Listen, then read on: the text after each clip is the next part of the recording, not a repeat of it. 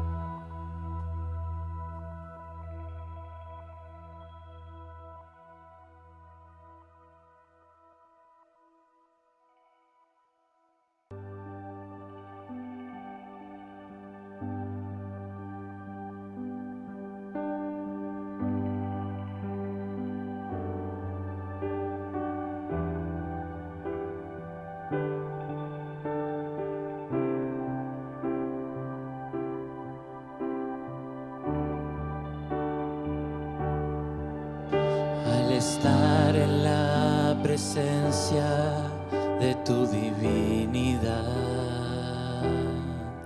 y al contemplar la hermosura de tu santidad, mi espíritu se alegra en tu majestad.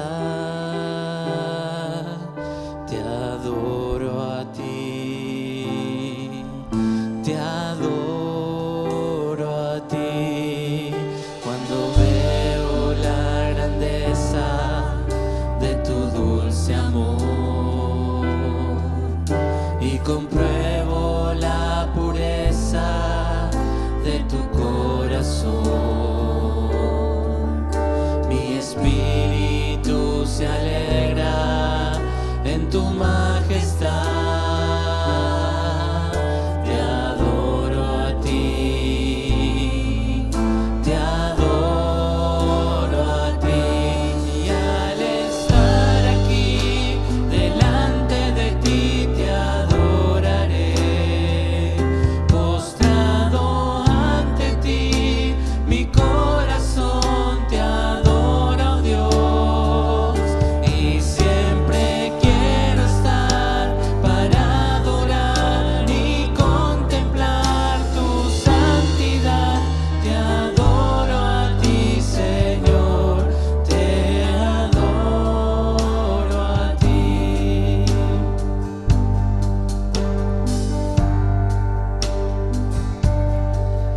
Al estar en la presencia de tu divinidad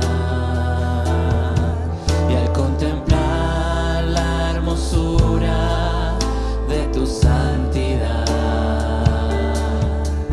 mi espíritu se alegra en tu majestad.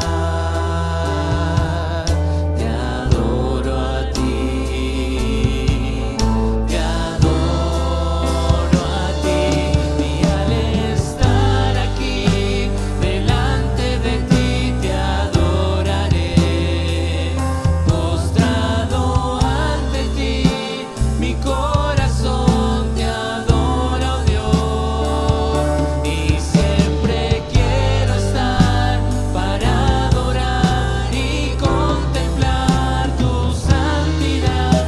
Te adoro a ti, Señor, te adoro a ti. Y al estar aquí delante de ti te adoraré, postrado ante ti, mi corazón te adora, oh Dios, y siempre quiero estar para adorar y contemplar tu santidad. Te adoro a ti, Señor, te adoro a ti, te adoro a ti, Señor, te adoro a ti.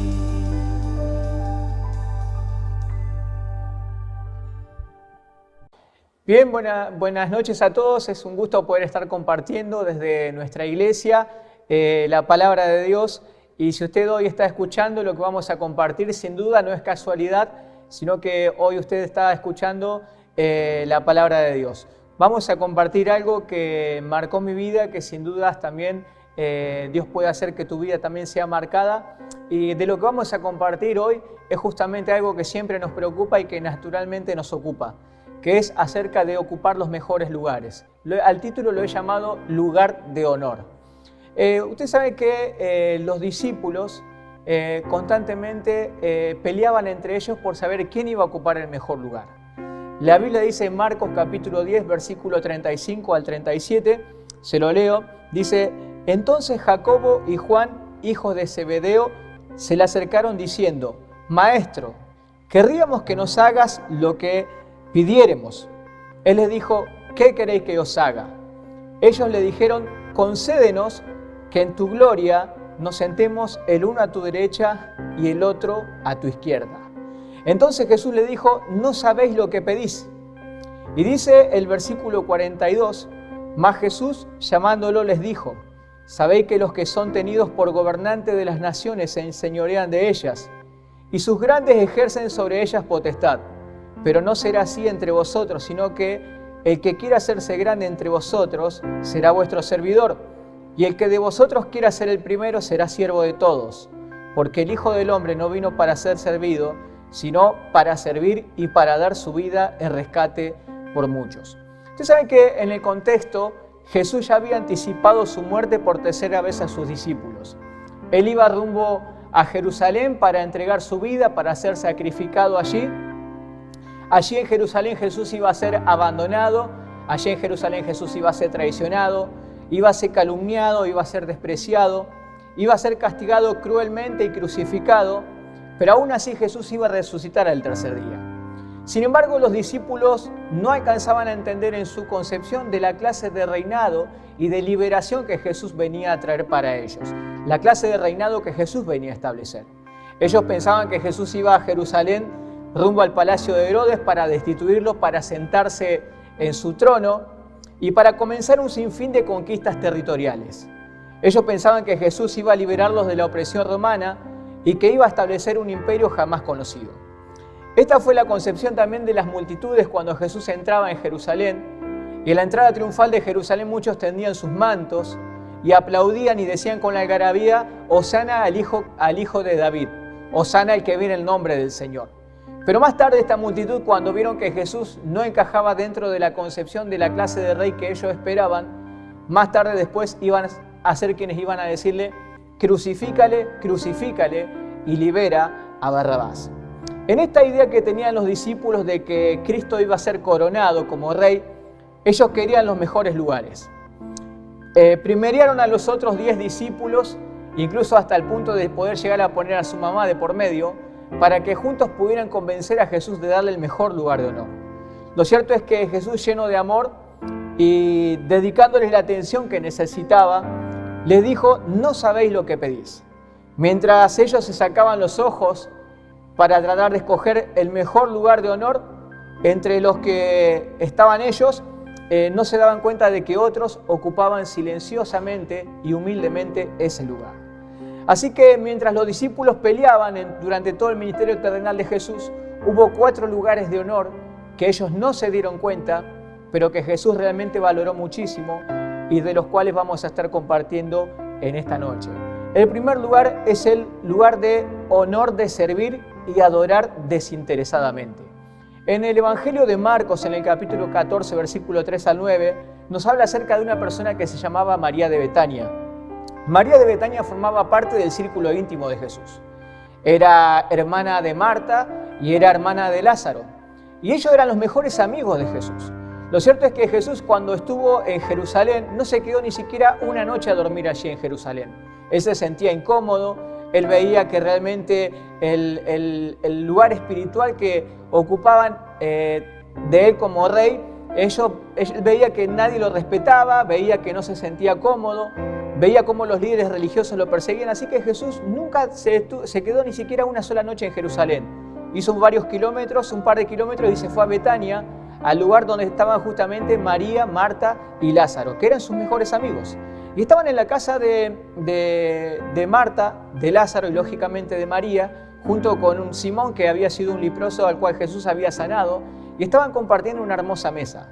Lo cierto es que en escena aparece María con un frasco de alabastro, con un perfume, y decide romper este frasco de alabastro y este perfume para limpiar los pies de Jesús y para ungir su cabeza. Todo esto llamó la atención. Sin duda los discípulos comenzaron a molestarse. Y aunque a pesar de que los discípulos consideraron a María como una molestia, Jesús la alabó y la exaltó. Y dijo que todo lo que María había hecho en humildad y en sencillez iba a ser recordado por muchísimos años y durante toda la historia. Dijo: todo esto se ha hecho para memoria de ella. Ahora, ¿cuál fue realmente la diferencia que causó María? En la mesa estaban los discípulos, en la mesa estaba Lázaro, en la mesa estaba Marta, en la mesa estaba Simón, quien había disfrutado de uno de los milagros de Jesús. Pero lo cierto es que María se ocupó de un detalle que ellos habían pasado por encima, que era justamente el de poder hacer sentir a Jesús como especial. Normalmente cuando una persona asistía a una casa, se le lavaba los pies, y ungir la cabeza de una persona significaba darle una bienvenida, decirle que realmente se sentía muy a gusto que su presencia estuviera allí. Lo cierto es que María no solamente no ungió a Jesús con aceite, sino que ungió a Jesús con un perfume caro. Y lo primero que llama la atención de María de ocupar ese honor de servir y de adorar desinteresadamente es que le sirvió silenciosamente. Nadie sabía lo que iba a hacer, lo hizo naturalmente y espontáneamente. Lo otro que llamó la atención de María es que sirvió a Jesús al mismo tiempo que servía a los demás. Es decir, le dedicó el tiempo a Jesús tanto a los demás para que nadie se pudiera levantar de la mesa. Y quería hacer sentir especial a Jesús. Ella consideraba a Jesús como su mejor amigo, pero a pesar de mantener una intimidad con Jesús, no utilizó esa clase de intimidad para poder obtener alguna ventaja o para poder tener alguna que otra bendición que ella deseara, sino que utilizaba esa intimidad que ella tenía con Jesús pura y exclusivamente para adorarle y para servirle. María ocupó un lugar de honor de servir y de adorar desinteresadamente porque le sirvió silenciosamente. Nadie sabía lo que ella iba a hacer, nadie esperaba lo que ella podía hacer. Ella lo hizo de manera espontánea y de manera natural. Lo otro que llamó la atención de Jesús es que María sirvió a Jesús al mismo tiempo que sirvió a los demás. Es decir, cuando María estaba ungiendo a Jesús, no solamente estaba haciendo lo que otros no habían hecho, lo que no habían hecho sus discípulos o lo que no habían hecho los que estaban sentados en la mesa, sino que trató de estar en todos los detalles para que los demás no se tuvieran que levantar. Es decir, que María no solamente sirvió a Jesús, sino que sirvió a los demás. Sirvió a los demás aun cuando los demás la criticaban, aun cuando los demás tenían malos pensamientos hacia ella. En ningún momento se detuvo en su posibilidad de poder servir a Jesús. ¿Sabes que a veces servir a Jesús no siempre vas a recibir aplausos? Muchas veces servir a Jesús implica un cierto grado de ingratitud de quienes sirves. Pero aún así vale la pena servir. Hace varios años, cuando tenía un gran amigo que era Fernando de la Torre, él era el bibliotecario de la iglesia. Y siempre, cada vez que iba a pedir algún libro para poder leer, él tenía una consigna. Esa consigna significaba de que cuando vos devolvías ese libro, él te daba otro, pero él te tomaba un examen de lo que vos habías leído. Así que me había prestado un libro que se llamaba Desafío a Servir, y luego de haber leído el libro tenía que devolverle el libro para que él me diera otro. Esa era la consigna. Él no te daba otro libro hasta que vos no le respondiera todo lo que habías aprendido de ese libro. Y él me hizo una pregunta, me dijo: Richie, ¿sabes lo que significa servir? Y yo le dije, bueno, traté de guitarrearle un poco en base a lo que había leído en el libro. Entonces Fernando me dijo algo que marcó mi vida. Me dijo: mira, servir significa que varias veces vas a ser el primero en encender la luz y el último en apagarla. Servir significa que vas a encender las luces para otros y vas a apagar las luces para ti. Servir significa que muchas veces vas a llevar una alfombra roja y la vas a tender para que otros pasen por ella. Pero la única vez que vos vas a tocar la alfombra va a ser simplemente para recogerla, para enrollarla y para llevártela. Servir significa que muchas veces no vas a recibir grandes aplausos, pero que sí vas a recibir un reconocimiento especial de parte de Jesús. Lo cierto es que todos los que estaban allí pensaban que lo que María estaba haciendo era inútil. Seguramente varios de los discípulos decían: ¿por qué se gastó este dinero? ¿Por qué no se dio de comer a los pobres con este dinero? Otros tal vez hayan dicho: ¿por qué no le lavó los pies con agua en vez de gastar semejante perfume costoso? Tal vez otro haya dicho: ¿por qué no contrataron a una persona para lavarle los pies?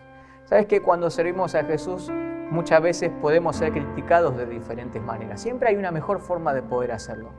Pero lo cierto es que Dios no mira la forma o la manera, sino que mira la actitud del corazón. Lo otro que llamó la atención de Jesús es que María le sirvió sin esperar nada a cambio y dando lo mejor que tenía. María le sirvió sin reservas. Así que todo esto realmente llamó la atención de Jesús. Pero también lo próximo que llamó la atención de Jesús fue que María sirvió a Jesús al mismo tiempo que adoraba. Es decir, que su gloria personal, su vida entera, era ofrecida en adoración y en servicio a Jesús. No se puede ser un servidor si primero no se es un adorador. El servicio es una forma de adoración. Podemos adorar a Dios cantando, podemos adorar a Dios alabando y también podemos adorar a Dios sirviendo. Cuando a veces alguien me dice: mira, ¿cuántas reuniones de adoración hay en la iglesia? Yo no me limito solamente a una sola. Yo le digo: mira, puedes ir a la reunión de preadolescentes, que allí hay una reunión de adoración. Porque cuando veo a los líderes que enseñan a mi hijo, que educan a mi hijo, veo en ellos el esfuerzo y encuentro en ese servicio que ellos brindan un hermoso y llamativo sacrificio de adoración. Pero también hubo otro lugar que los discípulos descuidaron y que era el honor de dar y de obedecer generosamente. ¿Saben que en Marcos capítulo 12, versículo 41 a 44, Jesús resalta la vida de una mujer pobre, de una viuda pobre? En aquel entonces las viudas no cobraban el IFE ni cobraban una jubilación. Las viudas muchas veces dependían de la caridad de todas aquellas personas que le rodeaban. Y muchos de ellos tal vez morían hasta de hambre. Por eso es que había leyes que había que cuidar a las viudas. ¿Saben qué? Normalmente estamos acostumbrados a la cultura de materializar todo. Damos valor a la moneda y equivalencia a todas las cosas. Tal vez algunos de nosotros pensamos que 100 pesos hoy equivale a una gaseosa de determinada marca. Normalmente pensamos de que 1.000 pesos equivale a 10 billetes de 100 pesos y que un billete de 100 pesos equivale a 10 billetes de 10 pesos. Pero ¿sabe qué? En la equivalencia que Dios utiliza para medir nuestra vida y las cosas, no es la misma matemática que nosotros utilizamos.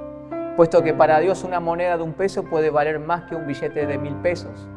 Aunque las acciones de Wall Street o aunque las acciones de la bolsa de Nueva York marquen otra cosa. Es que ¿sabes qué? Lo que Dios mide no mide por la equivalencia de la moneda que nosotros le damos o la equivalencia del tiempo que le dedicamos o la equivalencia del esfuerzo que le pongamos, sino que la equivalencia que Dios utiliza es la disposición y la actitud del corazón. Por eso fue que Jesús, cuando estaba en el templo y cuando no había nada que rescatar, porque había una pobreza espiritual llamativa en el templo, había 2 arcas en el templo cuando las personas querían ingresar.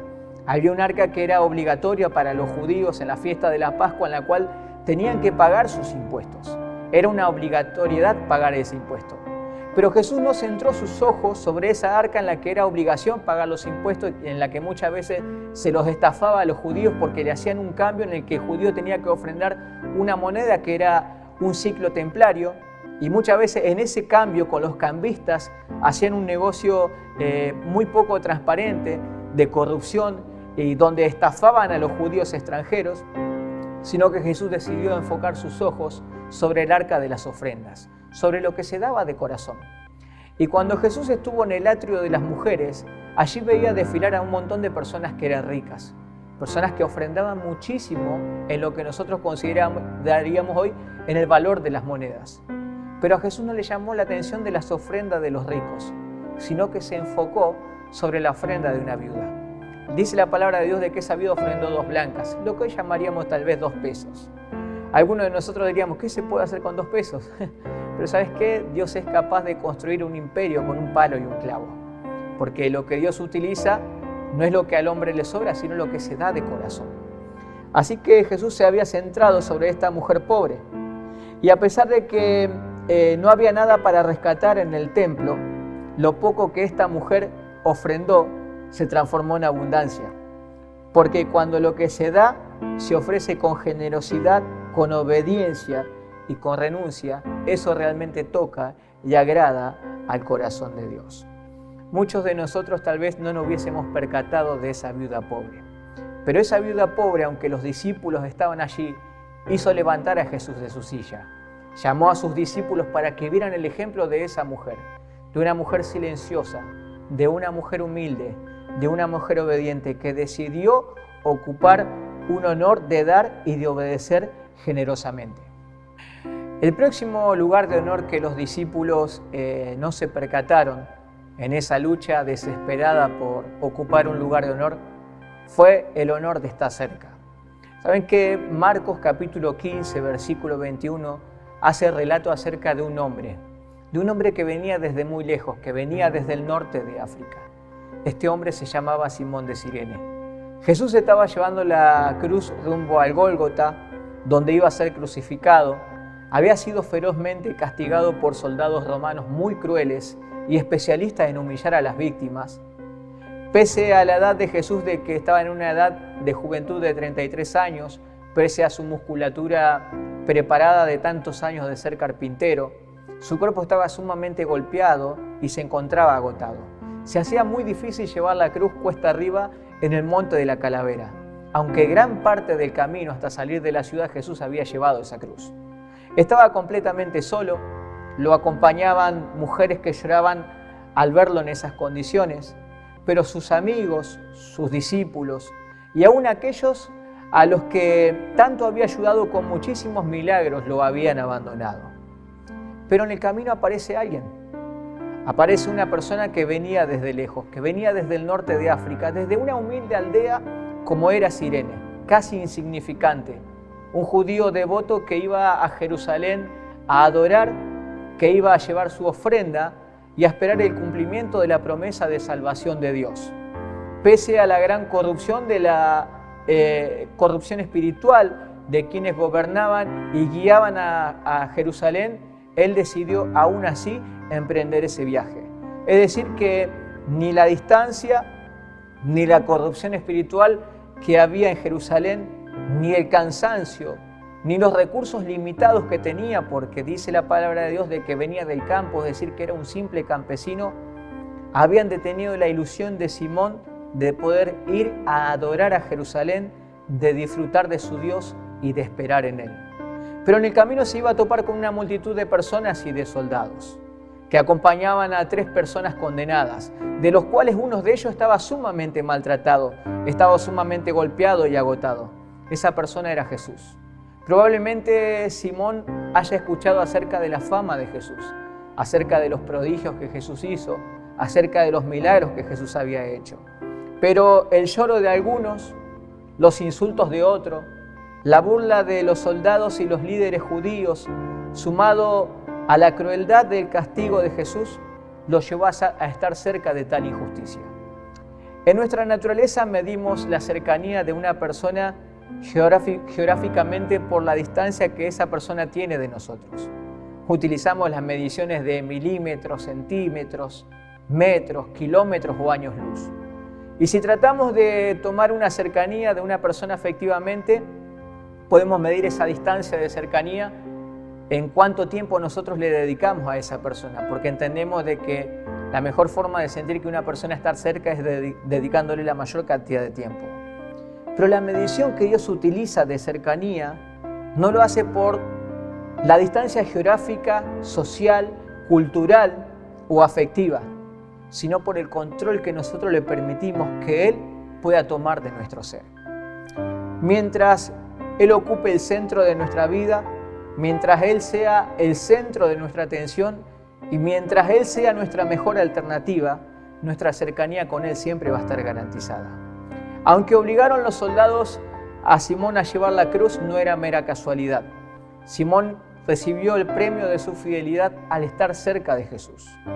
Y aunque muchos lo puedan interpretar de que Simón simplemente llevó la cruz porque lo obligaron, el premio de Simón fue haber estado cerca. Él ocupó el honor de estar cerca y de mantenerse fiel. Y de alguna manera Simón terminó ocupando un honor de esos pequeños detalles que Dios utiliza para hacer grandes cosas. El detalle de la vida de Simón de Cirene fue necesario para que Jesús pudiera continuar con su obra de salvación. Fue el detalle de amor que Dios utilizó para darle un consuelo a Jesús en medio del cansancio. ¿Sabías que las personas que realmente mantienen una cercanía hacia Dios son aquellas personas que hacen que de alguna manera sean un detalle del amor de Dios? Benditas las personas que se mantienen cerca del Señor. Lo cierto es que ni siquiera llevar la cruz del Calvario no fue un privilegio que tuvieron sus discípulos. No fue un privilegio que ni siquiera tuvo su discípulo más prometedor como era Pedro. Una persona que se basaba en promesas sin cumplir. Porque muchas veces no importa cuántas promesas vos puedas hacer, no importa cuánto tú prometas, sino cuánto tú cumplas, es lo que más a Dios le interesa. Pero por último, y el último lugar de honor que se perdieron los discípulos, fue el honor de arrepentirse. Mateo capítulo 23, versículo 39 al 43, nos habla acerca de un relato. Dice la palabra de Dios de que Jesús estaba agonizando en la cruz. Estaba malherido físicamente, maltratado psíquicamente, porque le injuriaban, se burlaban de él. Le habían sacado hasta sus prendas. Todos los que pasaban meneaban su cabeza dándolo como un caso perdido o como una persona digna del castigo que recibía. Otros tal vez lo consideraban un fraude. Pero en medio de semejante escenario adverso, Jesús recibe un mimo en la cruz antes de morir. Ese mismo no se trataba de sus discípulos, no se trataba de sus amigos, no se trataba de sus familiares, no se trataba de las personas de mayor confianza de él, sino que se trataba de un criminal.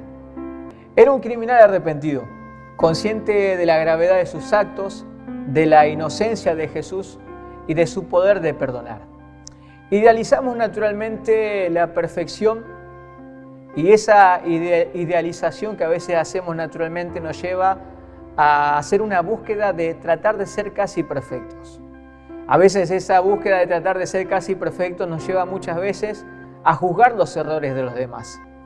Generalmente hacemos un culto de reconocimiento y de admiración a quienes aparentemente parecen ser casi perfectos y emitimos grandes juicios condenatorios a quienes más se equivocan o quienes no tienen la suficiente habilidad de esconder o disimular sus pecados y muchas veces se hacen más notorios.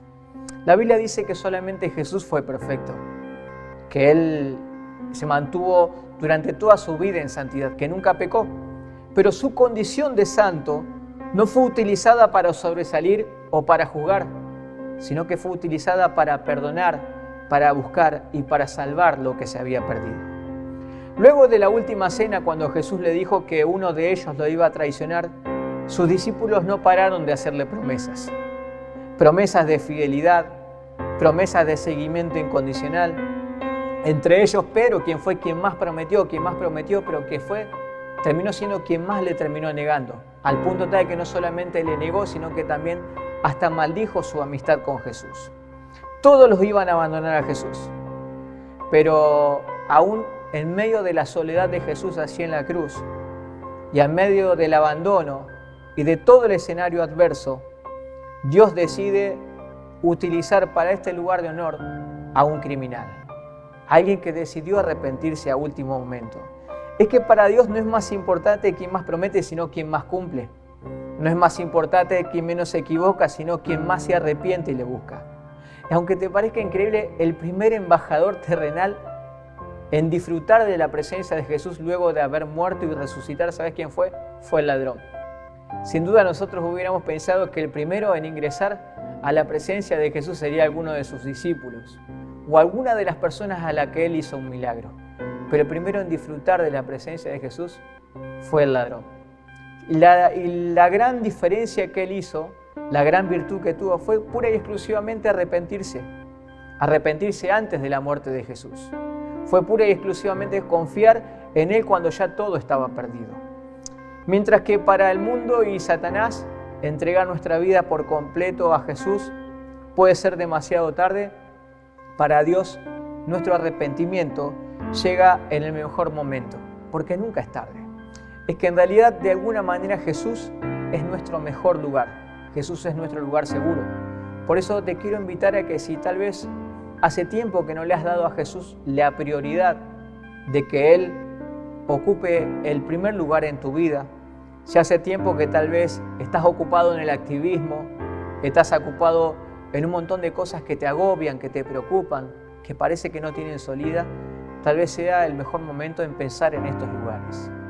En que dejes de pensar en el lugar de tal vez resaltar, para comenzar a pensar en el lugar de disfrutar de servir, disfrutar de adorar, disfrutar de arrepentirnos cuando nos equivocamos, cuando sabemos que los brazos de Jesús están abiertos, de disfrutar de dar generosamente, de obedecer generosamente y de disfrutar de la cercanía de Jesús.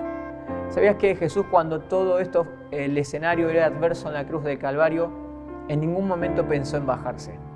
Es que Jesús no es esa persona que muchas veces renuncia. Jesús no renunció a ti mismo. A veces somos nosotros los que renunciamos a Él.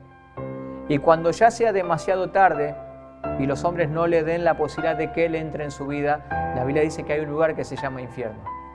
Y el infierno no será el lugar en el que Dios te ha abandonado, sino que será el lugar en el que Dios ha bajado sus brazos porque tú ya has decidido completamente renunciar a Él. Por eso te invito a que, si tal vez nunca le has dado la posibilidad de que Jesús entre en tu vida, en esta noche lo puedas hacer.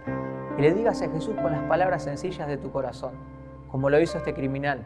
Le puedes decir: Jesús, te pido perdón por mis pecados. Quiero que entres en mi corazón. Quiero que seas mi Salvador personal. quiero que ocupes el primer lugar en mi vida. Así que espero que hayas disfrutado esto, que lo puedas poner en práctica y que siempre le estés agradecido a Dios, porque Dios siempre nos da un hogar de honor para disfrutar en su presencia. Que el Señor los bendiga grandemente y será hasta el próximo domingo.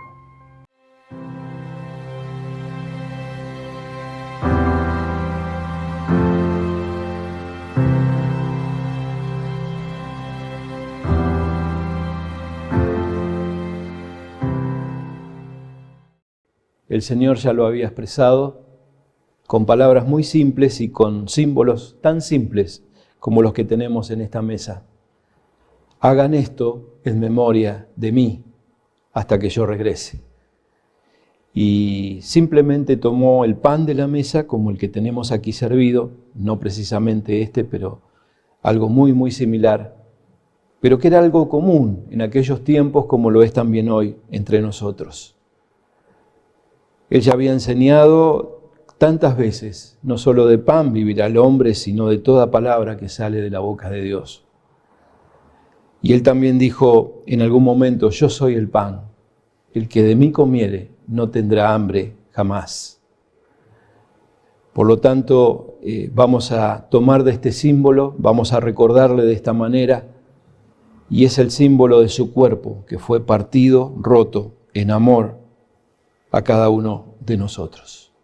Pero antes de hacerlo, como también el Señor lo hizo, vamos a bendecirlo para que podamos tener verdadera conciencia y le tomemos el verdadero valor que tiene para nosotros esto que es simplemente un símbolo, pero que es tan importante y solemne en este momento.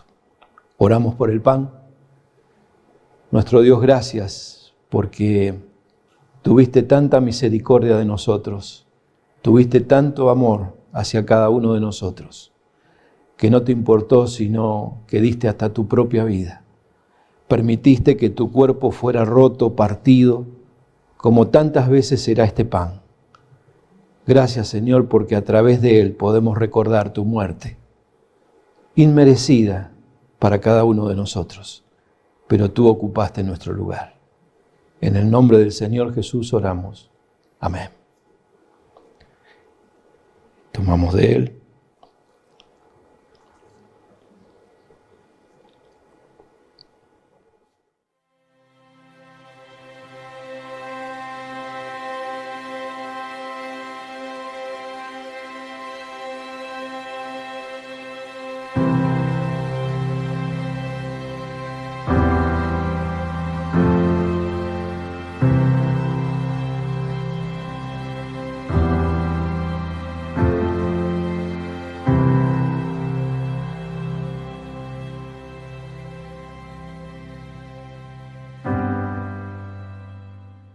También el Señor, en esa ocasión, después que tomaron del pan, tomó la copa y en ella había solamente el mismo contenido que tenemos hoy, un vino.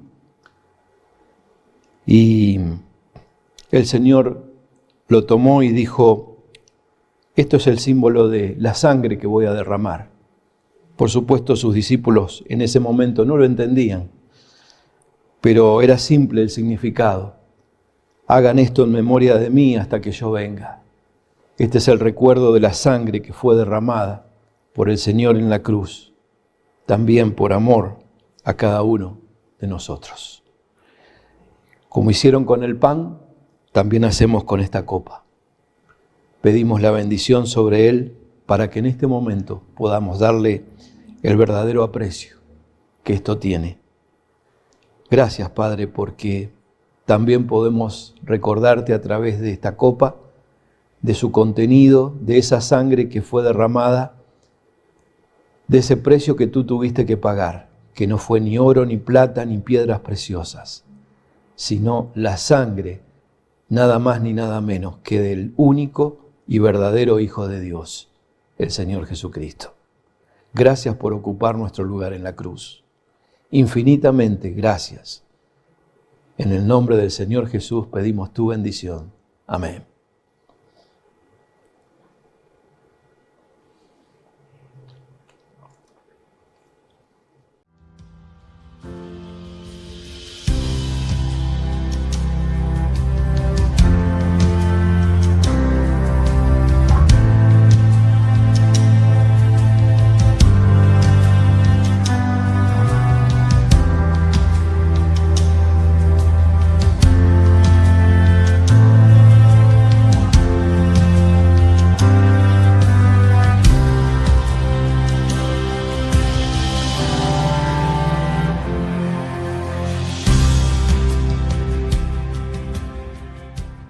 Bueno, llegamos ahora sí al final de nuestro programa y siempre queremos recordarle que mantenemos algunas reuniones que se hacen de forma virtual todavía, pero le invitamos a que usted participe de todas ellas. Los días viernes, no se olviden, los jóvenes tienen su programación a partir de las 10 de la noche. También el grupo de preadolescentes los días sábados a las 15 horas. No olvidemos también la reunión de oración, que inmediatamente a la reunión que tenemos como iglesia, seguidamente tiene el grupo de varones. Eso se comenzó el miércoles pasado y queremos que siga de esta forma durante todos los miércoles del año. No olvide también, si usted todavía no lo ha hecho, lo quiere hacer, lo quiere seguir haciendo, tenemos las formas diferentes de poder hacer llegar nuestras ofrendas. Ahí va a salir en pantalla los detalles, usted la puede acercar de manera personal o puede también hacerla a través de una transferencia bancaria o como más o menos se está explicando en la pantalla. También queremos hacerle llegar algunas noticias, como por ejemplo la novedad de que Facundo ya está con sus padres en Esperanza, han podido regresar y está en su casa allí en ese lugar, así que sigamos orando por él para que Dios le fortalezca y pueda seguir creciendo junto a sus papis también. Ellos agradecen mucho el alojamiento que les prestó la iglesia, pero sigamos orando por el fortalecimiento físico de él para que pueda seguir adelante con su vida. Y también otra de las cosas que queremos decir como una grata noticia para toda la iglesia es que hay novedades en San Carlos, porque allí se dio el sí y la primera pareja que lo hizo es la de Germán y de Fiamma. Ellos ya han formado este nuevo hogar, son esposos a partir de ahora y van a compartir una gran parte de su vida juntos. Así que queremos que Dios bendiga esta pareja, este matrimonio nuevo, y nos gozamos de que sea así para el testimonio de toda aquella localidad. Desde aquí les enviamos nuestros más gratos saludos y deseos de las más grandes bendiciones de Dios para su vida. Les esperamos el próximo domingo y por supuesto no olvide que el día miércoles también tenemos nuestra reunión habitual de oración. Podemos terminar la reunión con una oración final. Padre, gracias por haber escuchado tu palabra, gracias por todo lo que has preparado para nosotros en este día. Deseamos que a partir de esta nueva semana tu bendición nos acompañe, como familia, de manera individual y como iglesia también. En el nombre del Señor Jesús. Amén.